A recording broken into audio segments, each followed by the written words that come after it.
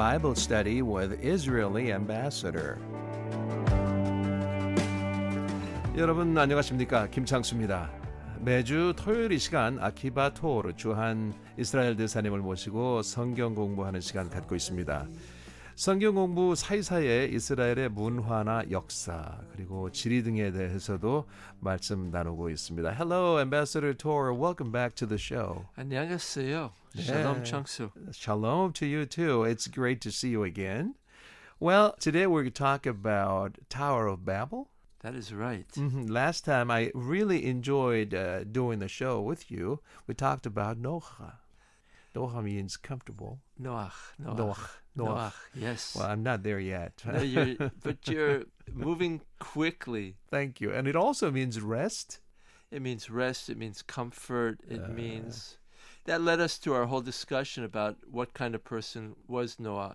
What kind of moral hero was it? Was it, only for his 맞아요. time, or was it for every generation? 지난 시간에는 노아에 대해서 이야기를 했는데 노아라는 이름 자체가 comfort, 편안함이란 뜻이 있고 또 rest, 쉼이란 뜻이 있다고 그랬습니다. 저희가 다룰 내용이 많으니까 오늘은 바벨탑에 대해서 함께 생각을 해볼까 합니다. So, we're talking about Tower of Babel. After the flood, all of existing humanity is living in one valley called the Valley of Shinar. It says in Scripture that they came to the land of Shinar and they gathered in a valley. Valley of Shinar. 그래서 노아의 홍수가 지나고 성경에 시나르라고 하는 지명이 나오는데 인류가 시나르라고 하는 계곡으로 왔다고 이렇게 기록이 되어 있습니다.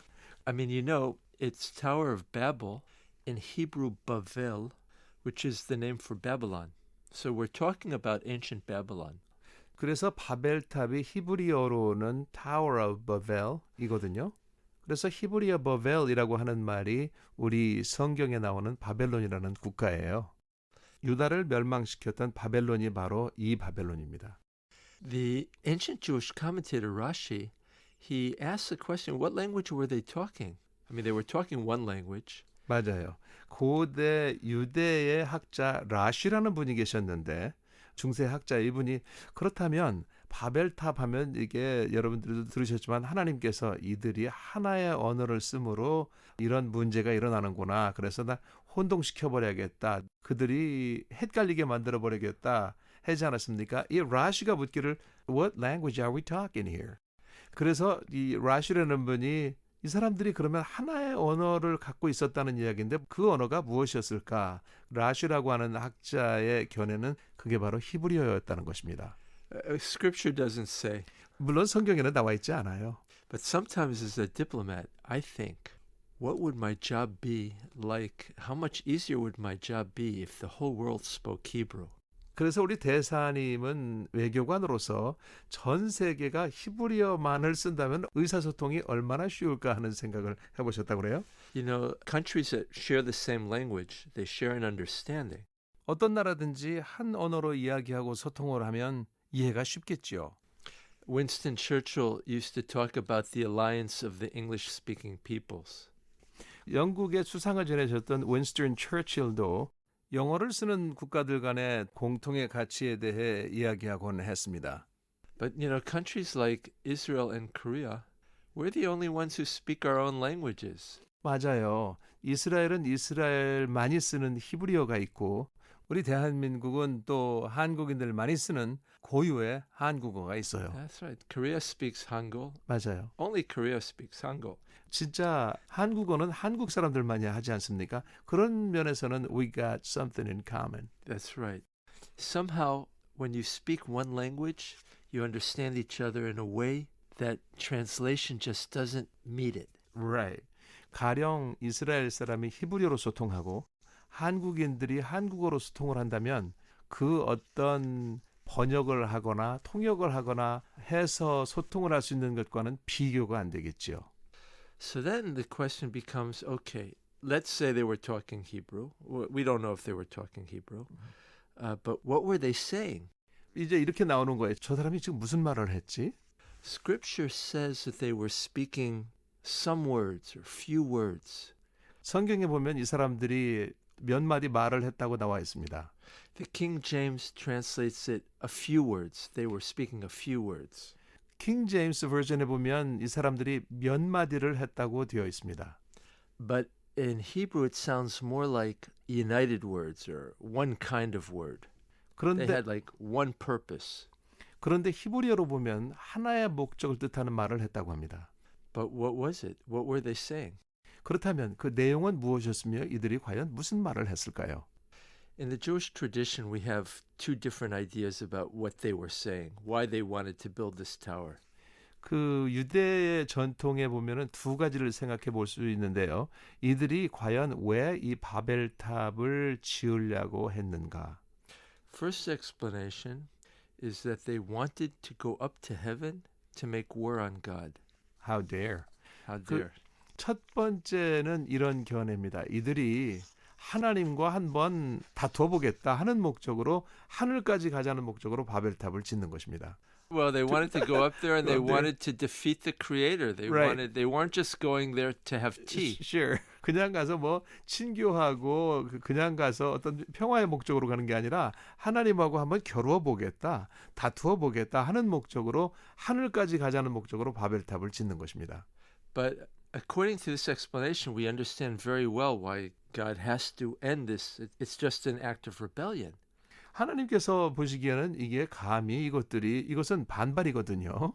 So obviously, God is going to stop this building project and he's going to send humanity in different directions talking different languages.